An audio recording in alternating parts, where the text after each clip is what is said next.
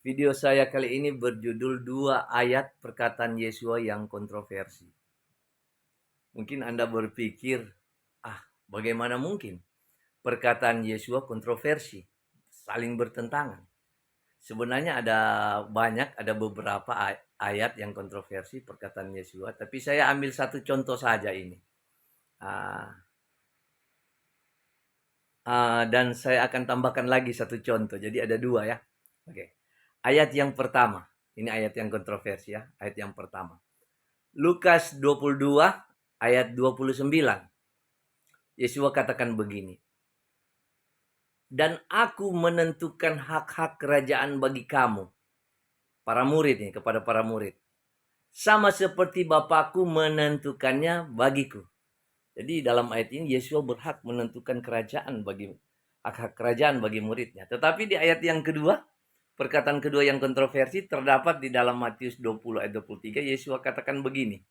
Ada satu peristiwa ibu Zebedeus minta kepada Yesua, jika engkau menjadi raja dalam kerajaanmu, biarlah anak saya satu duduk di sebelah kiri, satu di sebelah kanan. Ini hak-hak kerajaan.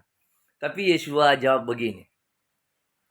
Tetapi hal duduk di sebelah kananku dan di sebelah kiriku, aku tidak berhak memberikannya itu. Karena itu akan diberikan kepada orang-orang bagi siapa Bapakku telah menyediakannya. Jadi yang kedua ini Yesua tidak berhak menentukan kerajaan bagi para muridnya. Ini yang saya katakan kontroversi. Dan sudah sering dalam video channel YouTube saya atas nama Daniel Ben Abraham dan di dalam postingan FB saya selalu katakan begini. Jika engkau tidak bisa menemukan ayat-ayat kontroversi di dalam Injil, maka Anda belum menemukan Injil yang sebenarnya.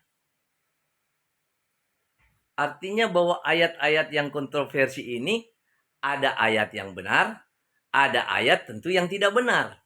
Nah, Anda berpihak selama ini di ayat yang tidak benar, bahwa Yesua berhak menentukan kerajaan bagi muridnya, ataukah berpihak di ayat yang lain di mana Yesua tidak berhak menentukan? Sekarang tinggal Anda pilih yang mana. Kemudian ayat kedua yang kontroversi, di dalam Matius 28 ayat 18 tertulis begini.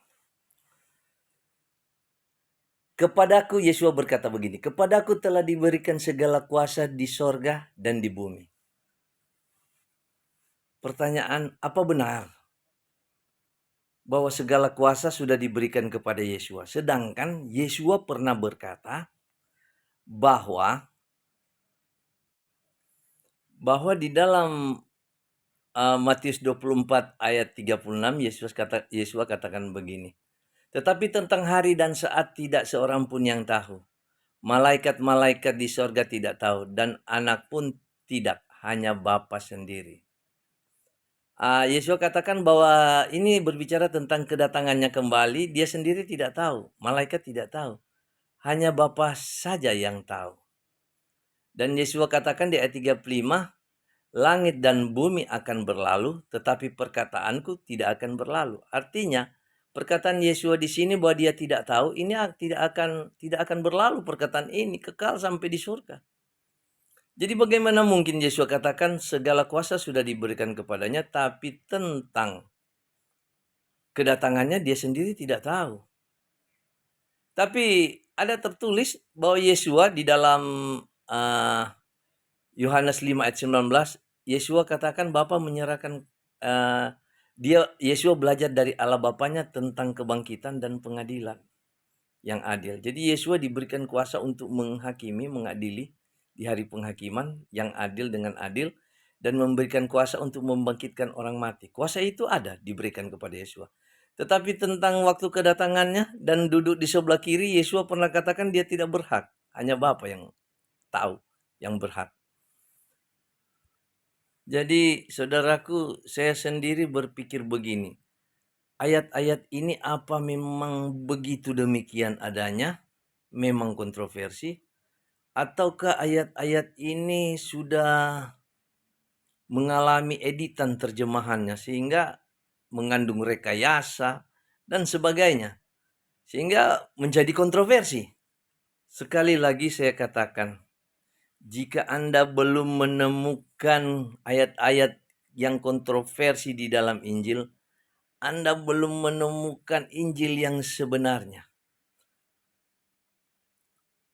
Oke, saudaraku, saya percaya Allah Bapa lebih berkuasa daripada Yesua. Karena Allah Bapa lebih besar dari Yesua. Tertulis di dalam Yohanes 14 ayat 28. Dan jika Yesua diberikan kuasa, berarti Allah Bapa yang memberikan kuasa itu kepada Yesua. Semoga video saya ini menginspirasi. Tonton video-video saya di channel YouTube atas nama Daniel Ben Abraham, akan membuka wawasan kerohanian Anda. Untuk jangan setia di dalam kekeliruan pengajaran-pengajaran yang diajarkan oleh pengajar-pengajar bayaran atau upahan. Salam.